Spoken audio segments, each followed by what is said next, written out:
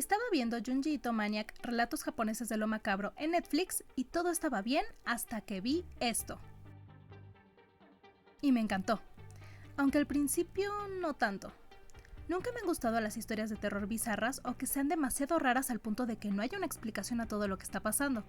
Pero mientras más avanzaba la serie, más tenía ganas de ver historias extrañas, desconcertantes y excéntricas. Incluso cuando una trama era un poco más sencilla que el resto, sentía una leve sensación de vacío y de insatisfacción. Al final, me enganché al terror de Junji Ito, sobre todo al cósmico y también al horror corporal. El terror cósmico es un subgénero del terror que habla de la impotencia y el miedo de la gente ante sucesos incomprensibles, resaltando la insignificancia del ser humano ante fuerzas desconocidas. Mi capítulo favorito, Los globos colgantes, es un gran ejemplo de esto, independientemente de si es una buena adaptación o no de la obra original, pues hay que destacar que este autor tiene un estilo muy peculiar que es muy difícil de adaptar en otros formatos. Como sea, esta es la historia. Después de que Terumi, una idol japonesa, acaba con su vida, el país se sume en la tristeza, y con este, Kazuko, amiga de la difunta. El luto pasa con normalidad hasta que muchas personas empiezan a decir que han sido testigos de la aparición de la cabeza de Terumi flotando por las calles de Japón. Y mientras pasan los días, más personas se suman a los testimonios, incluyendo algunos alumnos de la escuela donde asistía la cantante. La peculiaridad de las historias que todos cuentan es que la cabeza es gigante. Kazuko no está muy cómoda con los rumores y piensa que es una falta de respeto hacia su amiga. Pero cuando habla con el novio de la difunta, Shiraishi, este le dice que él también ha visto la cabeza. Al caer la noche, el chico le llama por teléfono a la protagonista y le dice dónde se encuentra para que vea con sus propios ojos al fantasma. Kazuko corre al lugar y logra presenciar la cabeza, además de observar a Shiraishi subido a un árbol, llorando y gritándole a la cabeza de Terumi que lo perdone. De la nada, sale otra cabeza gigante con la cara de Shiraishi y con una cuerda colgando. La aparición se acerca al chico y pone la soga en su cuello. Después, ambas cabezas se besan. Al siguiente día, Kazuko le cuenta esto a sus amigas, pero no le creen, hasta que momentos después las atacan 4 cabezas que son idénticas a las suyas. 2 de estas logran su cometido y cuelgan a las amigas de la chica, de la misma forma que ocurrió con Shiraishi la noche anterior. Cuando Kazuko y Shiharu, la única amiga que le queda, están acorraladas en un callejón, un chico las intenta ayudar disparándole a la cabeza flotante que se parece a Chiharu. El ataque funciona, pero cuando todo parece ir en favor de las adolescentes, Kazuko voltea a ver a su amiga y es testigo de cómo su cabeza comienza a desinflarse también. Corre a su casa y se topa con las cabezas flotantes de su familia, pero estas no le hacen nada. En las noticias comentan que Japón está lleno de estos extraños seres y que cada uno de ellos corresponde a un habitante del país. Poco a poco, Kazuko va perdiendo a cada uno de los miembros de su familia y se ve sumida en la desesperación y la soledad. Primero su padre, y luego su madre.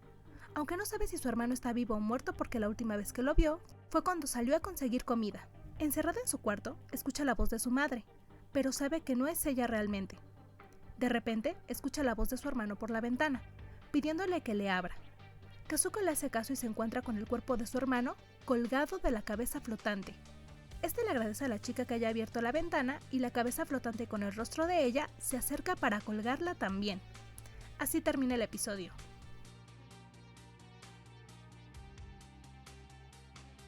La verdad es que me ha parecido una historia interesante, no solo porque es el primer capítulo de la serie en que se presenta una trama loca y bizarra, sino también por cómo se cuenta, por el tema que toca y el significado detrás de los sucesos de los que los personajes son partícipes. ¿Cómo se cuenta? El episodio va avanzando por periodos de tiempo.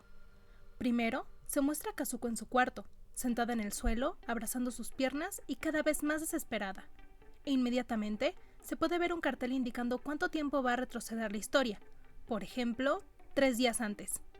Entonces, el episodio nos adentra a lo que sucedió 3 días antes de que la chica esté en esa situación. Esto se repite a lo largo del capítulo, 1 mes antes, 2 semanas antes, 5 días antes.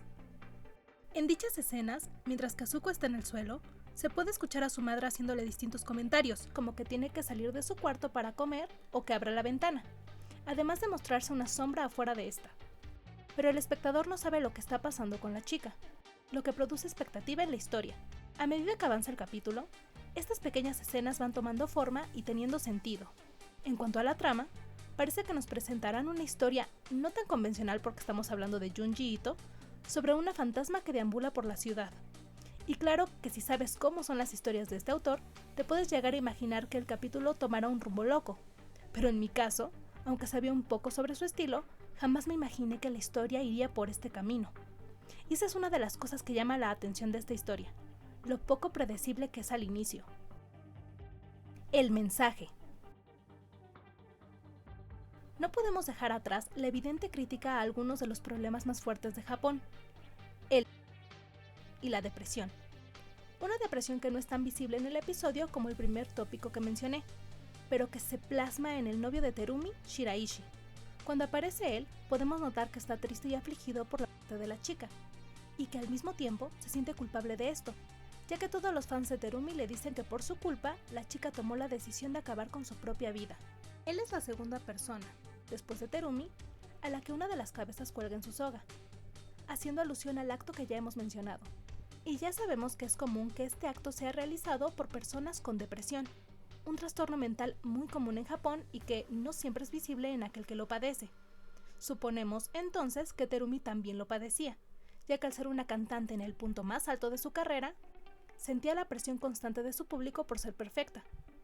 Esta suposición se acentúa cuando una de las chicas del grupo de Kazuko, que también era amiga de Terumi, comenta que no parecía que la chica estuviera triste o deprimida como para acabar con su propia vida. Simbolismo. Las cabezas flotantes. Cada una de estas representan las cabezas reales de los personajes. Pero, ¿por qué solo les aparecen las cabezas? Porque la depresión es una condición que empieza en la mente, es decir, en la cabeza de la gente.